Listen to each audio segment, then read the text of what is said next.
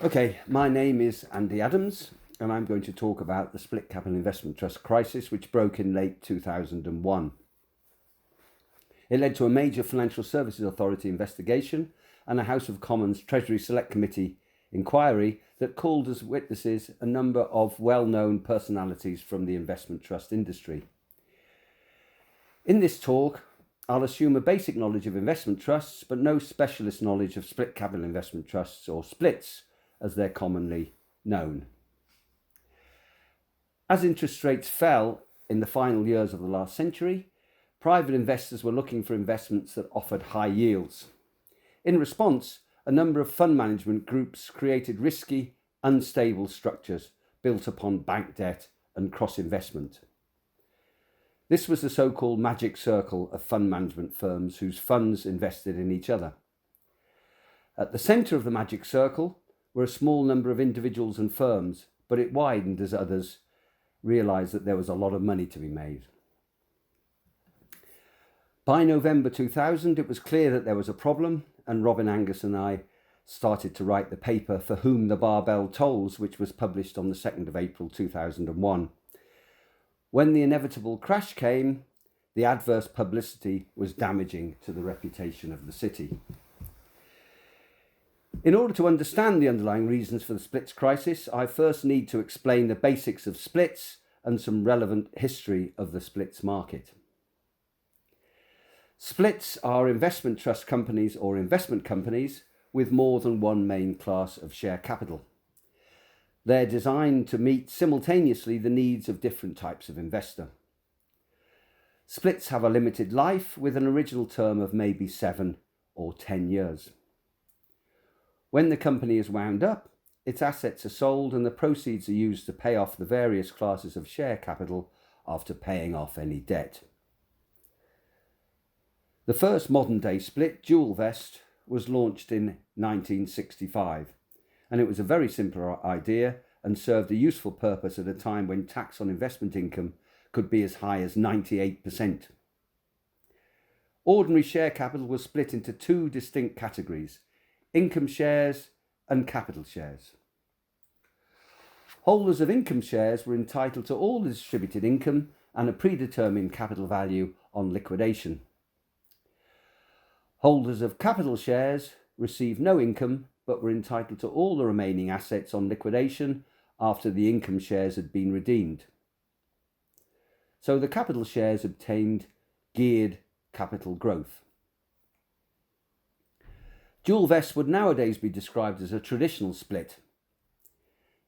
Many such trusts were launched up to the late 1980s and delivered exactly what they said on the tin. After that, it was quasi-splits that became popular. Quasi-splits had two classes of share: zero dividend preference shares, often known as zeros, and ordinary income shares, also known as income and residual capital shares. An advantage of these splits is that they avoided the conflict of interest that can arise in traditional splits. And they were common up to 1997 and worked perfectly well before more aggressive capital structures were developed. Zeros pay a fixed capital sum when the trust is wound up before any distribution of capital can be made to other shareholders. An important attraction to high income tax payers is that zeros carry no income tax liability, but they're very different from the capital shares of traditional splits. Zeros are the highest ranking shareholders for payment of capital at wind-up rather than the lowest, but zeros don't offer potential for capital appreciation beyond the fixed capital sum at wind-up. If there's no bank debt, zeros are normally low risk, provided there's a broadly spread underlying portfolio and the required yield from the portfolio is not too demanding. For example, if the value of the underlying portfolio is 100 million and the zeros are due to an aggregate fixed capital sum of £20 million on wind-up, the portfolio would have to fall by more than 80% before the zeros are not paid in full. The portfolio would have to fall by 100% for the zeros to be wiped out and receive nothing. But if bank debt ranking ahead of zeros is introduced, the zeros assume a very different risk profile, and the risks can become difficult to understand. They should be given a different name, such as geared zeros. Going back to the previous example, if there is £40 million of bank debt which ranks ahead of the zeros, the £100 million underlying portfolio would have to only fall by 40% before the zeros would not be paid in full. And if the portfolio fell by 60%, the zeros would be wiped out. Falls of 40% or 60% might seem unlikely, but they're quite possible if the quality of the underlying portfolio is very poor. Enough of the background. We now look in more detail at the aggressive structures created at the end of the 1990s, which the Financial Services Authority, predecessor of the FCA, described somewhat belatedly as dangerous cocktails. The structures typically had substantial levels of bank debt financing. This could be raised quite easily at, say, 6.5%, at a time when the gross redemption yield on zeros were maybe 9%. Significant proportions of the income shares in the new issues of splits were typically placed with other splits. As a result, the splits investing in the income shares of other splits, a so-called magic circle developed, consisting of fund managers whose splits held shares in one another. In a memorandum to the Treasury Select Committee, the Association of Investment Trust Companies reported that it had heard numerous rumours and anecdotes about collusion where managers and sponsoring brokers were alleged to have agreed to support each other's new issues. The aggressive structures generated an attractive initial yield and thus sufficient demand for income share issues as interest rates fell. This enabled geared zeros to be sold to private investors. The more income shares they created, the more zeros they could sell. Barbell trusts were some of the most risky structures launched at the time, although the new issues tended to be heavily oversubscribed. They weren't always splits, but they displayed many of the characteristics of aggressively structured splits and more. They typically had substantial levels of bank debt financing. The assets of barbells were divided into two distinct portfolios of investments: growth assets and income-generating securities. The growth assets were typically a single area of the equity market, which was fashionable at the time of launch. The income portfolio might include both high-income bonds and the ordinary income shares of other splits. Without going into the detail, fund management firms and their broker advisors were making a lot of money through high initial fees and high annual management fees. And they were remunerated on the basis of fees on gross assets, as is normally the case. But now, a significant proportion of the assets might be financed by bank debt, so they were incentivized to overlook the risks created by bank debt. Furthermore, if the underlying portfolio of assets included holdings in other investment trusts, there could be a further layer of fees and expenses, and so on. To sum up, unless there was a sufficiently strong growth in the underlying assets, shareholders' funds in the new structures would in time hemorrhage through large fees. There was also a lack of information. The prospectus for a new issue is a long and complicated document. While prospectuses for the new structures may have included all information required by the stock exchange listing rules, important information concerning risk and fees was not always shown up front in prospectuses. And then there was the question of wipeout rates. The wipeout rate is the annualized rate of decrease in gross assets that would just lead to no capital payment on wind-up for a particular class of shares. The wipeout rate was generally given for income shares, but not for zeros. But for the geared zeros, this was a vital piece of information. Investors might interpret its absence as meaning that zeros couldn't be wiped out. There was generally insufficient information on crucial matters such as bank covenants on borrowings and investments in other splits. It was possible at the time for splits to have a large number of undisclosed holdings in other splits. I return now to the important matter of zeros. Many of the compensation claims after the splits crisis related to zeros because they were sold as low-risk investments right up to the summer of 2001. There was a very substantial increase in the number and volume of zeros issued from around 1998 onwards.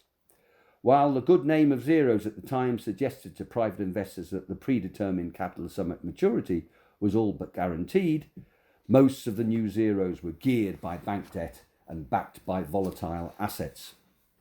So there was a significant chance that the predetermined capital sum at maturity would not be paid in full.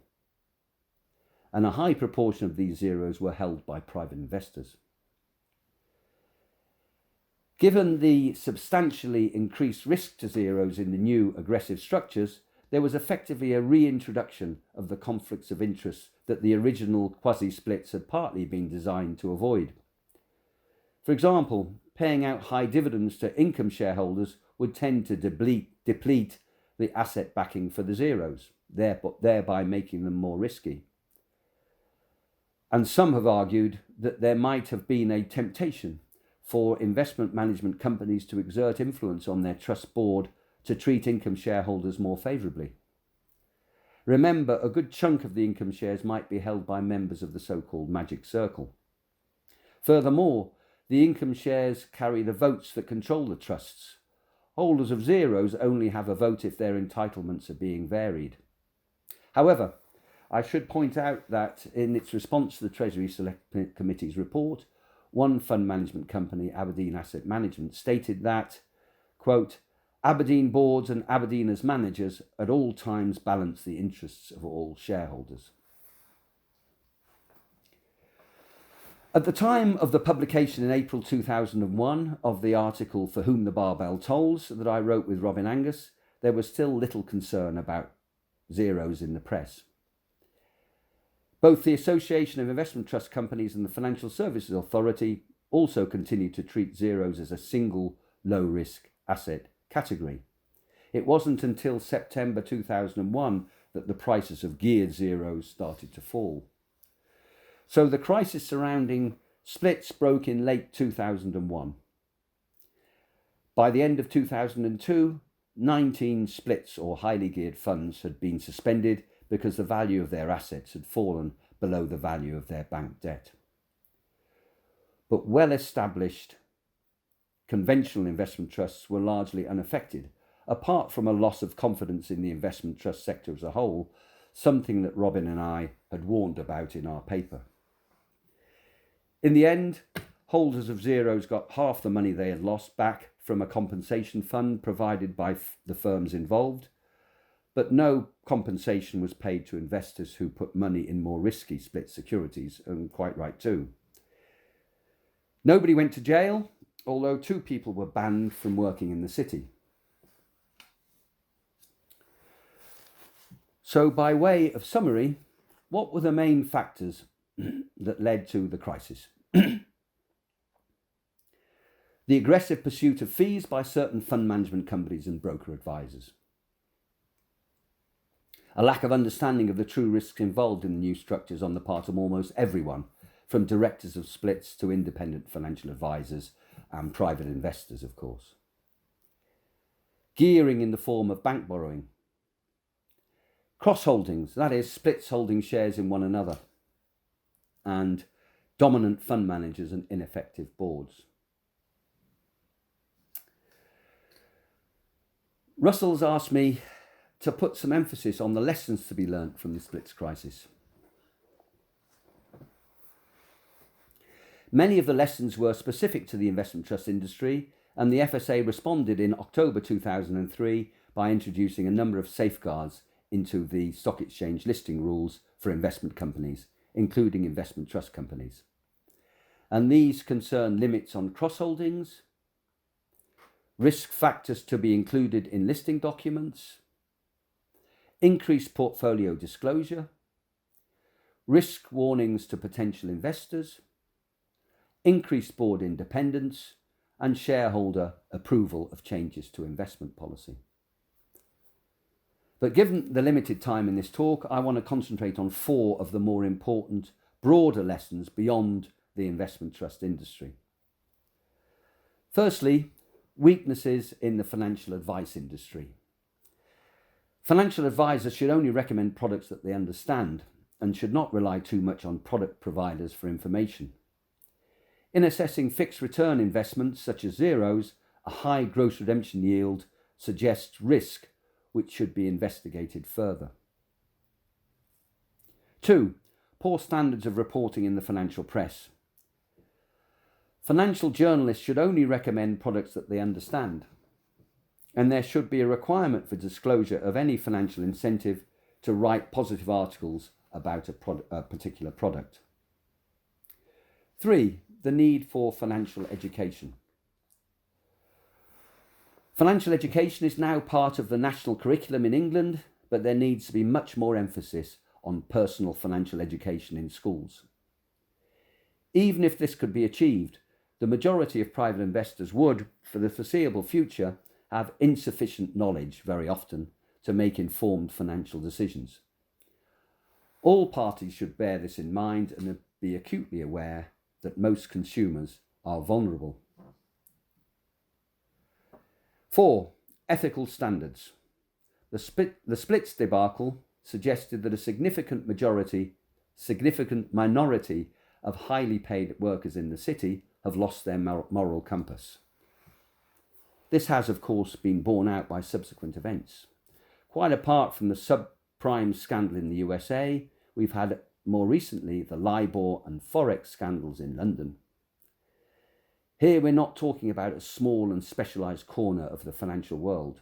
These major city scandals involve collusion on a large scale by market practitioners across a range of investment banks.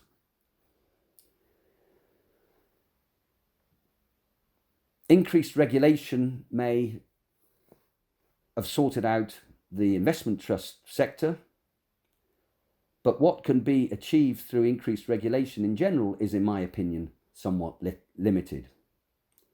Increased regulation in one financial centre may make it less attractive for financial institutions to operate there and may drive them elsewhere.